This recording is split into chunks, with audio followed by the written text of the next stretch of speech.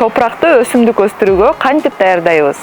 Эң негизгиси бул топурак анализи. Топурак анализин өткөрүү менен биз топурактын физикалык жана химиялык курамын билүү менен топуракка кандай туура жер семирткич берүү керектигин биле алабыз. Кийинки эң негизги кадам болуп бул топуракты күздүк айдоо болуп эсептелет. Күздүк айдоодо топурактын аэрациясы жана суунун сиңирилиши жакшырат. Күздүк айдоодо жер 28-30 см тереңдикке чейин айдалат. Бул топуракка берилген органикалык жана минералдык жер семирткичтердин жакшы аралашышына жардам берет. Минералдык жер семирткичтерден биз жерге азот, фосфор, калий камтыган жер семирткичтерди бере алабыз. Булар амофос, диамофос, суперфосфат болушу мүмкүн. Ал эми органикалык жер семирткичтер болуп, бул компост жана кырк эсептелет. Ал эми жазында жерди борпоңдотуу жана суу сиңирүүсүн жакшыртуу максатында жаздык айдоо сунушталат.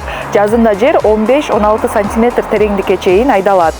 Ал эми жер семирткич берүү бул сиз тандаган культурага жараша болот. Бул темаларга биз кийинки видеолордо кененирээк токтолобуз.